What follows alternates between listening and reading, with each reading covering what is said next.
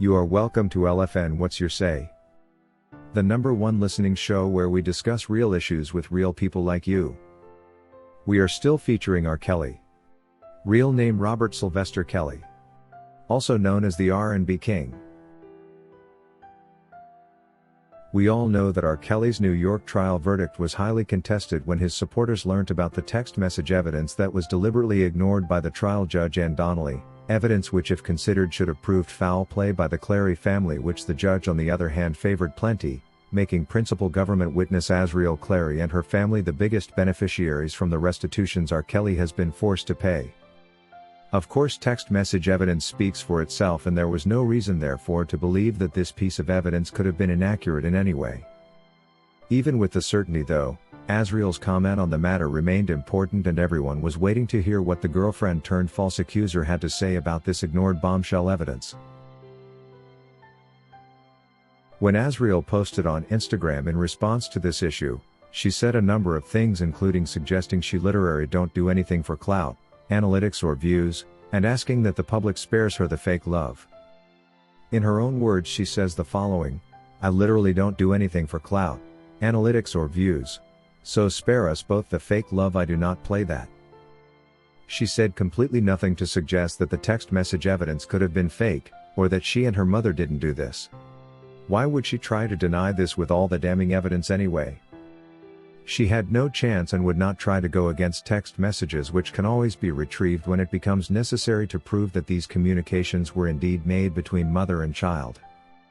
Azriel, who does not deny that she and her mother did exchange these messages, therefore agrees that her own mother pimped her to R. Kelly, and she probably did this for financial gain, considering she always made it a point to remind her daughter that she needed to seduce the grown man if she wanted to become famous. This means that indeed R. Kelly did not have the opportunity to even find out what Azriel's real age was, considering she was telling him she was of age, and her mother did not think it necessary to impede the relationship. R. Kelly was therefore not at fault to imagine that it was okay for the two to date, since her own mother approved of it. What is rather very disturbing with this story of Azriel Clary with R. Kelly is the fact that the parents of the woman, and to be specific the mother, who goes by the name Alice Clary, was the one advocating for the relationship, and was involved in an active messaging exchange where she sent texts no one would imagine a parent would forward to her own daughter. To see R. Kelly in prison for allegedly targeting underage girls, yet he was only a victim of deceit when those who lied to him are enjoying total freedom like they did nothing wrong, is quite disturbing. The discovery of these text messages should actually have exonerated R. Kelly from the Clary family accusations, considering it not only proves that they were lying all along, but also that R. Kelly did not intend to be with an underage Azriel Clary who was simply forced onto him through the trickery of her own mother. Azriel Clary is definitely aware that her mother did pimp her to R. Kelly, but she is torn between holding her mother accountable and keeping mute to allow the family enjoy the funds they have been allocated from the restitution payment. What the government ought to remember though is that this money the family was given will eventually get done, and Azriel will no longer have reason to remain mute. It's then that she will turn against the government, and more importantly the U.S. Department of Justice, to question why they chose to look on and do nothing, when they had all information necessary to hold her parents accountable and instead preferred to lock up R. Kelly, who was only fooled into believing she was of age. The government ought to know that it is in fact difficult to team up with opportunistic individuals like these to suppress the law and conspiracy to have a targeted citizen locked up. The moment the dynamics change, she will spill the beans and place the same government on trial for all the mistakes they are currently making.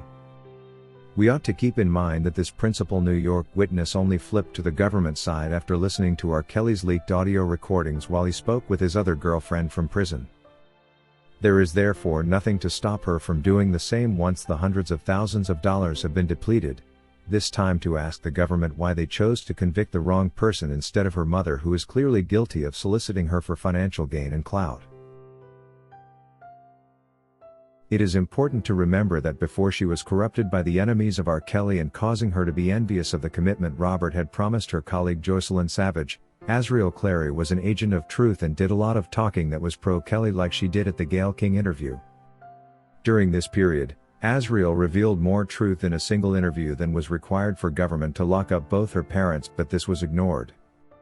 She described the two as serial blackmailers who were always threatening to defraud R. Kelly by conditioning him to wire money to Angelo's bank account, and traffickers who were more than willing to exchange their daughter for fame and financial gain. Only distracted by jealousy and the love for revenge, when such a person finds a new reason to return to the truth and speak up, taxpayers' money will be required to compensate the damage caused by a judicial system that preferred to see R. Kelly behind bars than serve justice to those involved.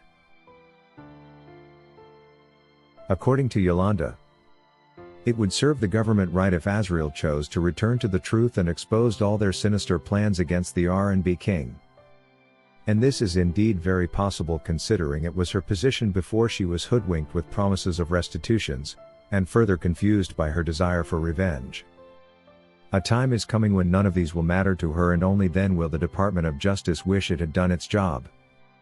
It's indeed disturbing to learn that the text message evidence was at the judge's disposal, but she still ignored it and passed a very harsh judgment against the R&B king, locking him up for 30 years as if he knew the day these women were born.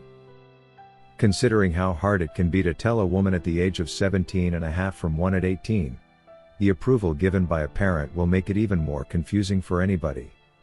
Let alone the possession of an ID that says 18 that Azriel carried with her.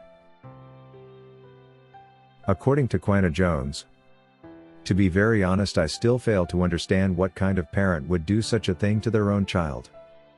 This is just sad.